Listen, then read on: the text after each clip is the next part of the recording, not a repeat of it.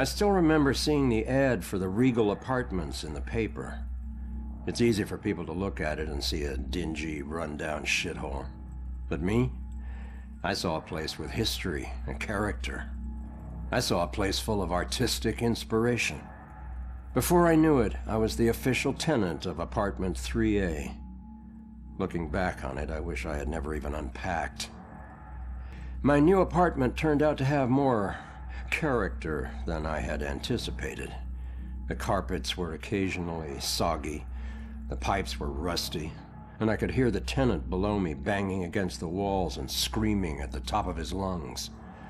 Sure, there were other problems with the place, but they just added to its charm. They were things I could live with. What I couldn't live with was showering in brown water, mysterious leaks molding the carpet, and obnoxious neighbors.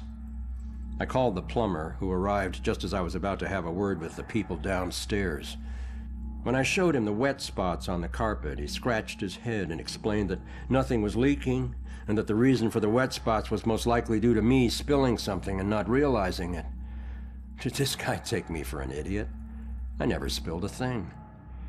He apologized and said that without a leak, there's nothing he could do, so he moved on to the shower. Thankfully, the water had no trouble turning brown.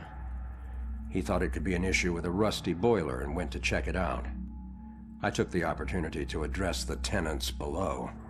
I knocked on the door, but no one answered. In fact, I couldn't hear anything at all.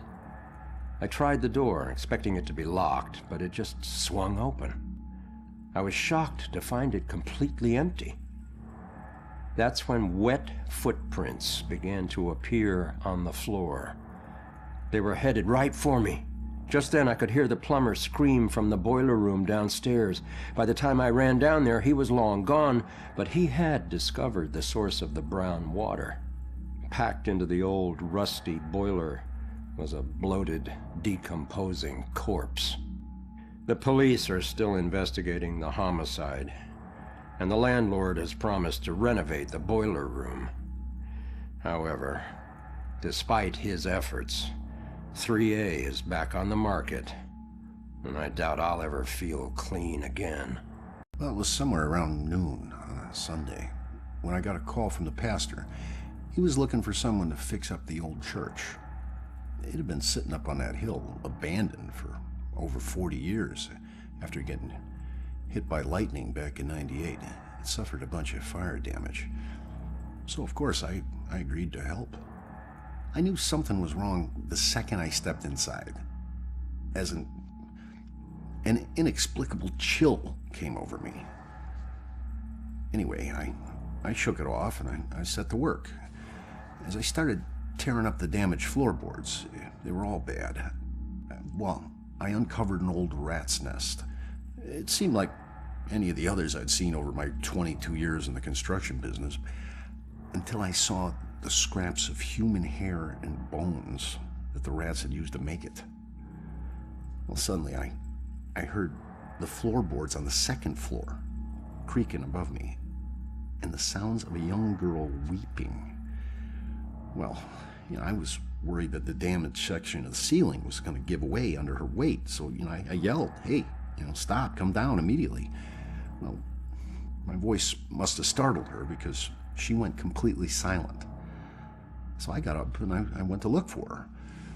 When I entered the room upstairs, though, I was surprised to see it completely empty. It only took me, a minute to make my way up there, and I would have heard her run off if she did. But that's when I heard the weeping again. Only this time it was coming from the bell tower. So I climbed up the long, treacherous, curving stairs at the top, and I noticed what I thought was dried blood dotting the way. When I finally got up to the belfry, I was just paralyzed with terror, because lying before me was the withered corpse of a young girl. Judging by her sun-bleached clothes and weathered bones, it seemed like she'd been lying there for the better part of those 40 years the place had been empty. The rats, they picked her bones clean. I took off running. I didn't stop until I got all the way to town. The ravages of time made it impossible for the authorities to get any identity on this girl. It seems Salem will never know who killed her. Some people still claim to hear her weeping there. As for myself, I never went back. I can still remember my first day on the force. Salem PD was in this tiny building on the edge of town. It was old, crowded, and completely insufficient to handle the day-to-day operations. Protecting Salem was getting harder and harder. Finally, the city decided to convert the old armory into our new headquarters. And when we finally moved in, I couldn't believe how big and modern the place was. Not bad for one of the first buildings in Salem. Plus, it just felt right. It used to be the city's first line of defense in a wild frontier, and now it had resumed its post once again, only this time in a modern world. The first week was a little chaotic as we settled in. One officer reported that someone had removed his gun from his locker. It took him 20 minutes to track it down, and when he did, he found it leaning against the wall in one of the unoccupied offices. Also, the late-night station operator reported a strange phone malfunction. Occasionally, when someone would call in to report a shooting, the recording would just stop. The call would cut out, and the voice of the panicked caller would just loop over and over again until the phone was unplugged. Soon it was pretty clear that these strange occurrences weren't just honest mistakes or faulty phone lines. One evening, the medical examiner came running down the hall in tears. She noticed that her scalpels and other tools had gone missing. She went to get more from the cabinet, but stopped cold at what she saw in the reflection. A ghostly silhouette of a Civil War soldier was standing over one of the corpses. She spun around, it was gone. She barely noticed how cold the room had gotten before running off. Of course, the guys didn't believe her. Hell, I didn't either, till I saw it with my own eyes. I was working late and got up to get more coffee. As I rounded the corner, I saw it in the reflection of the trophy case. It was staring right at me. He lifted an old, ghostly rifle and pulled the trigger. The trophy case fractured into a spider web of cracked glass, and I took off running. The captain didn't believe me and docked my next paycheck to replace the glass. I didn't care if people thought I was crazy. I know what I saw. People sometimes ask me if anyone else has seen it since, or if the specter still roams the halls. I always tell them the same thing. I wouldn't know. I transferred to Boston. I've always been a kleptomaniac. It's not that I was lazy or anything, I was just bored. Stolen goods were always more interesting to me. I could just look at whatever it was and relive the exciting memory of the theft itself. Sometimes I was worried that I'd get caught. Other times I was riding an adrenaline rush. But it wasn't until the last thing I ever stole that I truly felt afraid. I remember it like it was yesterday, despite the years I've been trying to forget it. My friends and I snuck into a graveyard to drink a few beers like we normally did on a boring weeknight. We headed for our usual spot, an old run-down mausoleum. Only this time it was locked. It seemed someone had finally taken an interest in the dead guy it belonged to and didn't appreciate us partying there. So we split up and went looking for a new place. Finally, I found another mausoleum, and one of its walls had begun to crumble away, but I squeezed through. The inside looked the same, as all the others, except for one thing. Lying there on top of the central tomb was a dusty frame that contained a wreath made of elaborately braided rope. Knowing that antiques were valuable, I took it. I figured I'd wait a week before selling it, in case anyone reported it stolen. So when I got home, I hid it at the top of my closet and went to sleep. That night, I had horrible nightmares of a dead-faced hag with rotting flesh. No matter how many times I woke up, she always found her way back into my dreams. Over the next few days, the nightmares got worse. I'd wake up only to find clumps of my hair missing and my scalp bleeding. I chalked it up to stress and feelings of guilt about stealing from the graveyard. So the next day I went to a pawn shop to sell the wreath and be done with it. I could feel a shiver run down my spine when the pawnbroker informed me that the wreath wasn't made from rope at all. It was actually made from the human hair of a deceased loved one, as was customary in the late 1800s. I wanted the nightmares to stop, so I sold it to him. Unfortunately, it didn't work that way. Now, I spend my time trying to track it down, hoping to return it so I can finally get some sleep. I've had a long career working as a state inspector for the Department of Mental Health. During that time, I've been to a lot of institutions, and I have seen a lot of horrible things.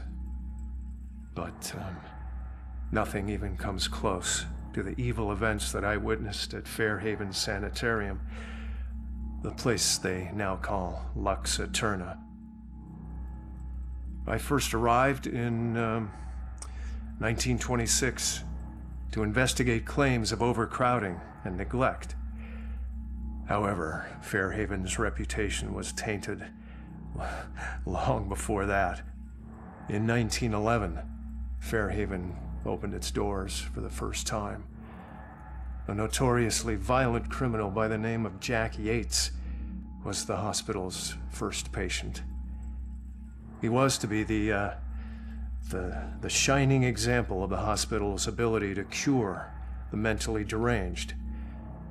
However, when the superintendent's family was visiting one day, Yates broke free from his restraints, and he killed the man's wife.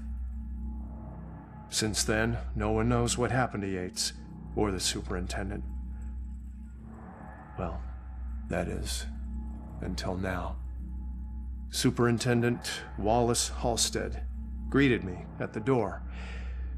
He seemed as empty and unkempt as the patients he lorded over.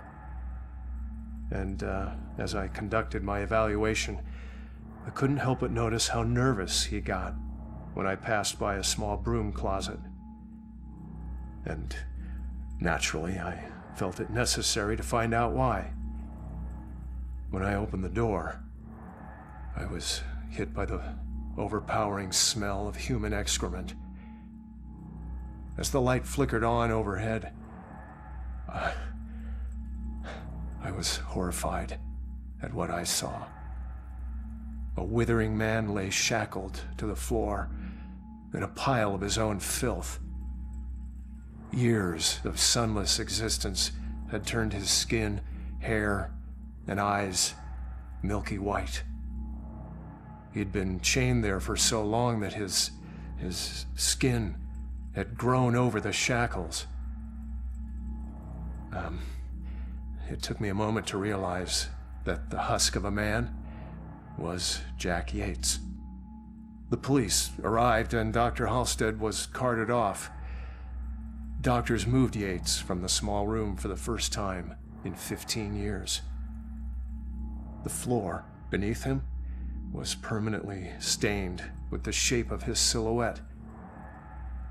They tried to remove the shackles from under his skin, but the shock of it all was too much for him. He died the next day. I watched as they walled up his tiny prison, trying to pretend that it never happened. I honestly hope he's in a better place, although the staff still claims to hear his agonizing wails coming from inside the walls. I've all seen them by the side of the road. These unkept, smudged, hopeless people holding cardboard signs. Sometimes they have props. Baby stroller, a pet, gasoline can. Something to lend credence to the thin fiction that they need money for something other than booze. It was a man with a need gas sign with the red gas can on the ground that I saw when I drove into Salem 6 unlucky years ago today. Tried to ignore him, not making eye contact, but I was stuck at a red light and pretending he wasn't there was getting really awkward. So I reached into my pocket and pulled out $2, rolling down my window just a crack. Here you go, buddy. I pushed the money through the opening of the window. That was when, for the first time, I really looked at his face, or what was left of his face. It was a single eyeball just looking back at me, bulging out of a charred skull. I was absolutely frozen in terror until the blackened shape of uncovered finger bones reached out to take the money. And that's when I let it fall to the ground and slammed on the accelerator. I didn't even care that the light was red. In the time since then, I've picked up pieces of the legend. A shell-shocked war veteran, unemployable and alcoholic, became a familiar sight in Salem, begging by the roadside. Citizens stopped giving him money, thinking he would just move on to a bigger city. He responded by creating one of the most traumatic spectacles in town history, setting himself alight in the middle of town during evening rush hour. Ever since that roadside encounter, I've been seeing little wisps of flame out of the corner of my eye, like brief flashes that are gone as soon as I turn my head, sending nauseated chills through my whole body. Is this tormented spirit following me now? Whether he intends it as a blessing or a curse, I just want to be as far as possible from this horrifying specter. My husband and I stepped off the platform and onto the giant hissing locomotive. I remember looking back at our small town and thinking of all the happy memories we made there. But I was excited to start our new life in Salem. I must have dozed off because I was startled awake by the sound of screeching metal. And as the train came to a halt, all I could hear was the torrential rain pelting against the roof. I looked out the window. There was only darkness. Then came the brightest flash of lightning I had ever seen. When my husband left to inquire about the delay, a woman in the back of the train started screaming. We rushed over to her and asked her what was wrong, but all she could manage to say through her sobs was something about seeing the spirits of the dead wandering in the rain.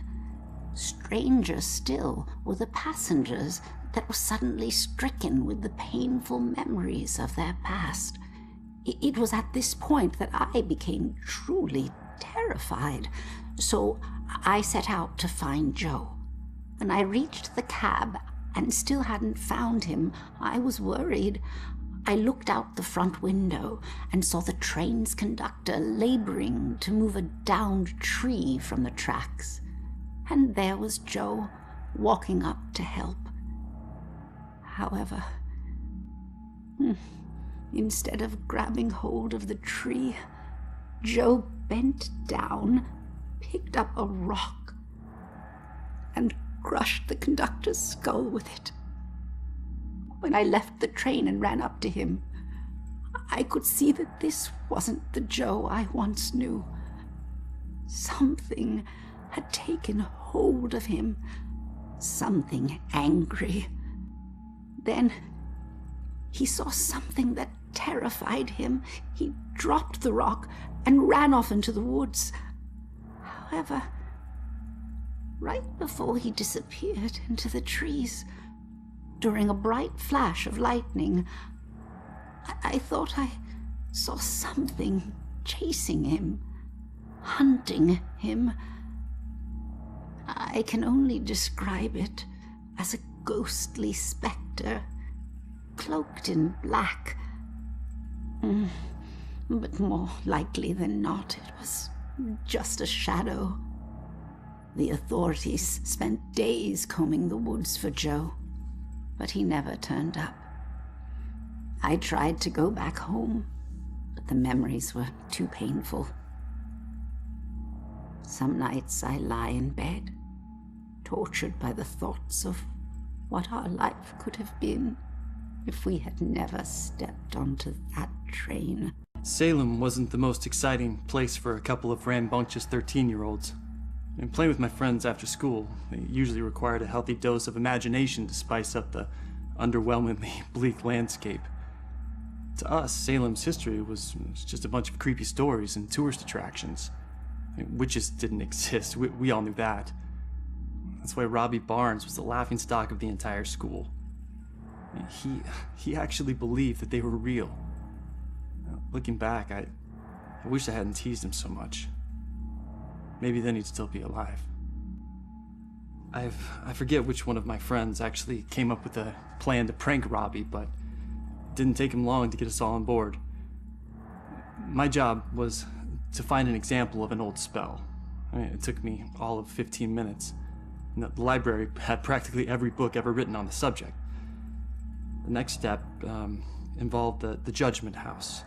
It sat up on the hill, abandoned. Everyone said it was haunted. What made it even creepier were the rumors that Judge Hawthorne burned the remains of accused witches in the house's various fireplaces. That's where Robbie comes in. We dared him to sneak into the Judgment House in the middle of the night and collect a handful of ashes from each of the fireplaces. Then he'd have to light some candles, sprinkle the ashes, and read the spell. We told him that if done correctly, the spell would supposedly blow out all the candles. If he agreed to do all this and the candles so much as flickered, we would promise to stop making fun of him. We could see that he was scared, but to his credit, he agreed to go through with it. What we didn't tell him was that we had set up a hidden camera to catch all the hilarity on tape. The next day, Robbie didn't come into school. We assumed he had chickened out and was too embarrassed to face the music. Then I heard that Robbie went missing. I felt the chill run down my spine as I retrieved the tape from our hidden camera. I pressed play and fast forwarded until I saw Robbie. He was doing just as we instructed him to. But then, a shadowy figure crossed in front of the camera. Robbie turned in horror just as the camera cut to static. When the image finally returned, Robbie was gone. And the only sign that anything had happened at all was the now smoldering fireplace over in the corner.